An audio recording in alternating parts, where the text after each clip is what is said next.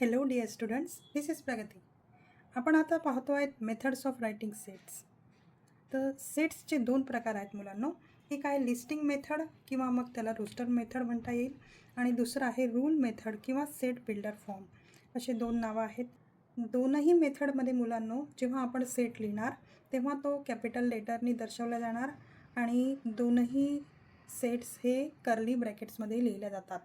आता listing method पहा listing मेथडमध्ये मुलांनो, काय काय एलिमेंट्स त्या सेटमध्ये येतात त्याची लिस्ट केलेली असेल आणि प्रत्येक एलिमेंटमध्ये आपल्याला कॉमा द्यावा लागणार आहे. आणि एकापेक्षा जास्त एलिमेंट एकसारखे असतील तर ते सगळे न लिहिता आपल्याला एकचदा लिहायचे आहे, पण सगळे एलिमेंट त्या सेटमध्ये असणं आवश्यक आहे. हे रूल्स आहे लिस्टिंग मेथडचे. तर रूल मेथड काय असतं मुलांनो? रूल मेथडमध्ये आपल्याला एलिमेंट्स लिहायची गरज नाही आहे, पण त्या एलिमेंट्सचे रूल डिस्क्राईब केले जातात. व्हेरिएबलचा उपयोग वर्टिकल लाईन किंवा कॉलमच्या साह्याने आपल्याला तो सेट कसा बिल्ड झालेला आहे ते आपल्याला याच्यामध्ये द्यायचं आहे. चला तर मग आपण प्रॅक्टिस करूया.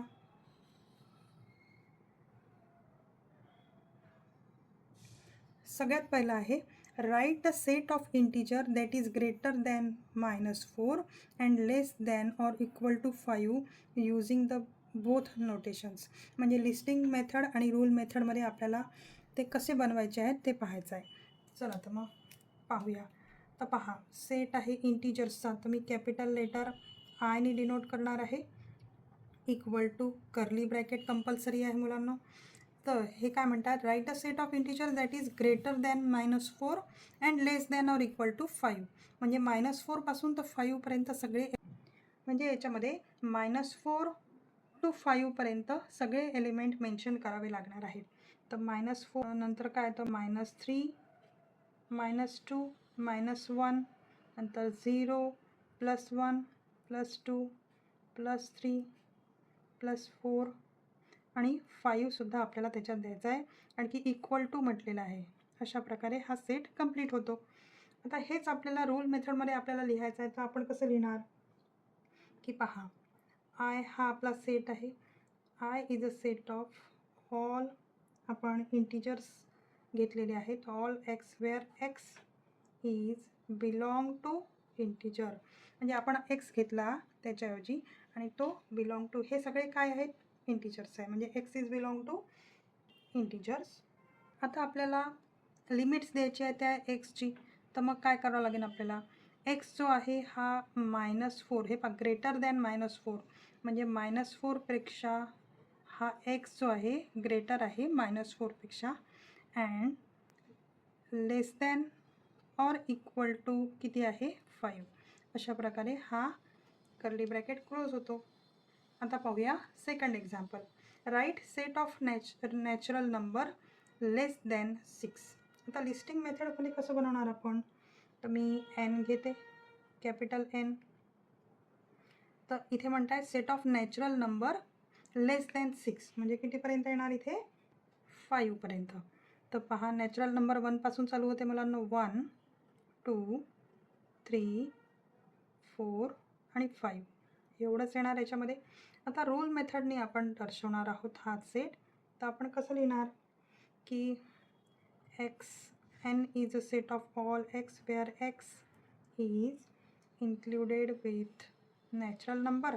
आणि आता आपल्याला याची लिमिट द्यायची आहे. तर लिमिट देण्यासाठी आपण काय करणार, हा जो एक्स आहे आपला, तो एक्स आपला आहे greater than and equal to 1 and less than 6. अशा प्रकारे हा सेट कंप्लीट होतो आहे. आता पाहूया लिस्टिंग मेथड कसं आपण ट्रान्सफॉर्म करणार रोस्टर मेथडमध्ये. तर पहा, सी हा सेट आहे आणि त्या सेटमध्ये 5, 10, 15, 20 आणि 25 आहे. जेव्हा पण आपल्याला रूल मेथडमध्ये लिहायचा आहे किंवा बिल्डर फॉर्ममध्ये लिहायचा आहे, तर तो जो सेट कशा प्रकारे बनलेला आहे ह्याच्या प्रॉपर्टीकडे आपल्याला लक्ष द्यायचं आहे मुलांना. चला तर मग सुरू करूया. तर पहा मुलांना, C is a set of all x where x काय आहे, इज अ मल्टिपल ऑफ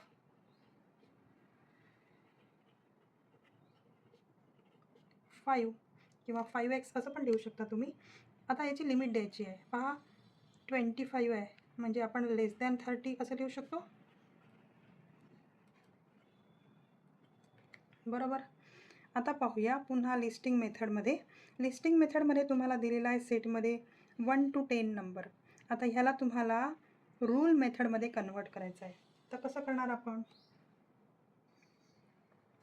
तर पहा मुलांनो, इथे रूल मेथडमध्ये आपण कसं लिहिणार? A is a set of all x where x काय आहे? X is a natural number आहे. बरोबर. कुठून कुठपर्यंत आहे आता? 1 to 10 पर्यंत आहे. सो आता ह्या एक्सची आपल्याला लिमिट द्यायची आहे मुलांना.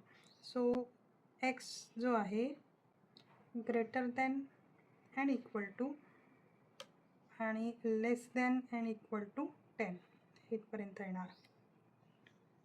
आता पाहूया नेक्स्ट. आता आपण काय करू? आता आपण रूल मेथड जो आहे, रूल मेथड त्याला आपण लिस्टिंग मेथडमध्ये, रूल मेथड आपण लिस्टिंग मेथडमध्ये कन्वर्ट करणार आहोत. तर पहा, आता रूल मेथडमध्ये आपल्याला काय काय दिलेलं आहे? B is a set of all y where y is a number such that y square equal to 25.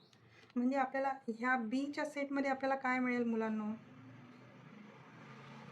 वायचा square 25 आहे. बरोबर. म्हणजे वाय आपल्याला लिहायचा आहे सेटमध्ये, तर वाय इक्वल टू काय होणार? वाय इक्वल टू हा 25 कशाचा स्क्वेअर आहे? 5चा. आणि आपल्याला एकदा -5 घ्यावं लागेल आणि 5 घ्यावं लागेल, कारण की -5चा पण स्क्वेअर 25 होतो आणि 5चा पण स्क्वेअर 25 होतो. असे 2 एलिमेंट्स ह्याच्यात येतील मुलांना. आता पाहूया रूल मेथड पुन्हा लिस्टिंगमध्ये. तर C is a set of all y is a vowel in English alphabet. तर मग आपण सी ह्या सेटमध्ये काय काय एलिमेंट्स येतील मुलांना? ए, ई, आय, ओ आणि यू एवढे सगळे एलिमेंट्स येतील. अशा प्रकारे ही जी मेथड आहे ही एकदम सोपी आहे मुलांना, पण याच्यामध्ये प्रॅक्टिस करणं गरजेचं आहे. Thank you for watching. आता आपण पाहतो आहे प्रॅक्टिस सेट 1.1चा question number 4. Write the following sets using listing method. आता पहा मुलांना, सगळ्यात पहिले इथे काय दिलेलं आहे? All the month in the Indian solar year. म्हणजे याच्यामध्ये तुम्हाला चैत्र, वैशाख, ज्येष्ठ, आषाढ हे सगळे मंथ फाल्गुनपर्यंत लिहायचे आहे. अशा प्रकारे चैत्र, वैशाख, ज्येष्ठ, आषाढ, श्रावण, भाद्रपद, अश्विन, कार्तिक, मार्गशीर्ष, पौष, माघ आणि फाल्गुन असे सगळे येणार आहे मुलांना. याच्या सगळे व्यवस्थित एका लाईनीत लिहायचे आहेत. सेकंडवालं पाहूया. Letters in the word complement. आता इथे काय होणार की वर्ड कॉम्प्लिमेंटचे सगळे लेटर्स आपल्याला लिहायचे आहे. तर पहा मुलांना, कॉम्प्लिमेंट अशा प्रकारे आपल्याला लिहायचं आहे. कॉम्प्लिमेंट वर्डमध्ये 2 वेळा आपल्याला ई येतो आहे स्पेलिंग्समध्ये, पण आपल्याला लिहिताना तो एकचदा लिहायचा आहे. तर पाहूया next. Set of human sense organ. तर इथे काय आपण देणार? सगळे आपले सेन्स ऑर्गन देणार. नोज, आईज, इयर, टंग आणि स्किन.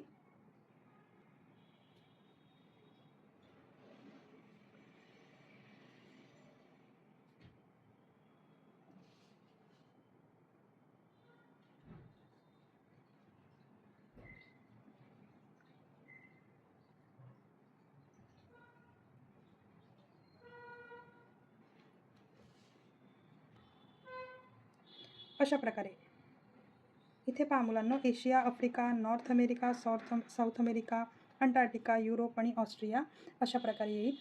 आता पाहूया आपण नेक्स्ट क्वेश्चन. पाहूया आता 5th question. Right the following sets using rule method. आता पहा मुलांना, क्वेश्चन नंबर 1मध्ये आपल्याला सगळ्यात पहिले हे सेट्स रूल करताना आपल्याला पहिले ऑब्झर्व करायचं आहे की त्या सेट्समध्ये दिलेलं काय आहे, मग आपण त्याची प्रॉपर्टी लिहू शकू. तर इथे पहा 1, 4, 9, 16, 25 हे सगळे स्क्वेअर दिलेले आहे आपल्याला 1 to 10 पर्यंत. तर लिहिताना आपण कसं लिहिणार की पहा, A is a set of all x where x काय आहे? एक्स हा आहे आपला एनचा स्क्वेअर. आता एन काय आहे? एन जो आहे तो नॅचरल नंबर आहे. बरोबर. आणि एन कुठून कुठपर्यंत आहे? हा लेस दॅन अँड इक्वल टू 10 पर्यंत आहे. अशा प्रकारे ही प्रॉपर्टी आपल्याला लिहायची आहे. एन हा लेस दॅन अँड इक्वल टू 10 म्हणजे 10 पण याच्यामध्ये इन्क्लूड होणार. आता पाहूया बी. बी काय आहे? 6, 12, 18, 24, 30, 36, 40, 42 आणि 48 हे सगळे 6चे मल्टिपल आहेत मुलांना. तर हे सॉल्व करताना कसं लिहायचं? तर पहा, B is a set of all x where x काय आहे? एक्स इज इक्वल टू हा 6चा मल्टिपल आहे, तर हा एन काय आहे, एन हा आहे नॅचरल नंबर, बरोबर ना. आणि 6चा मल्टिपल कितीपर्यंत आहे, 6 8 पर्यंत आहे, म्हणजे आपण लेस दॅन 9 असं लिहू शकतो. तर एन जो आहे हा इक्वल टू होणार लेस दॅन 9च्या. अशा प्रकारे हा सेट कंप्लीट होतो. आता पाहूया थर्डवाला. इथे आपल्याला सीचा सेट दिलेला आहे, SMILE असं दिलेलं आहे. आपण याचा रूल मेथडमध्ये लिहूया. इथे C is a set of, काय म्हणणार आपण, C is a set of y where y is a letter in word. काय आहे, SMILE, स्माईल. तुम्ही इथे स्माईल लिहू शकता मुलांनो, किंवा माइल्स लिहू शकता, किंवा मिसाईलसुद्धा लिहू शकता. कोणताही वर्ड इथे तुम्ही लिहू शकता आणि ब्रॅकेट क्लोज करायचं. अशा प्रकारे हा सी कंप्लीट होतो. आता पहा डी काय म्हणत आहे. डीमध्ये Sunday, Monday, Tuesday, Wednesday, Thursday, Friday आणि सॅटर्डे आपल्याला दिलेला आहे. आता इथे लिहिताना कसं लिहिणार, की हा जो डी आहे, D is a set of all x where x is काय आहे, x is a days of the week आहे.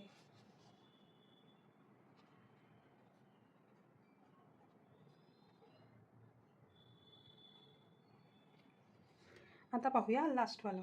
मध्ये लास्टमध्ये एक्सचा त्यांनी सेट सांगितला आहे, AET असं लिहिलेलं आहे. तर पहा, x is a set of all y where y is काय आहे, y is a letter in the word, is a letter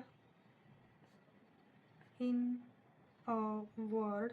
कोणता वर्ड आहे हा, हा होतो EAT, किंवा मग आपण TEA असं लिहू शकतो, bracket close.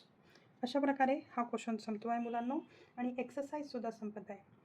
If you understand well then please type yes in the comment. Thank you for watching.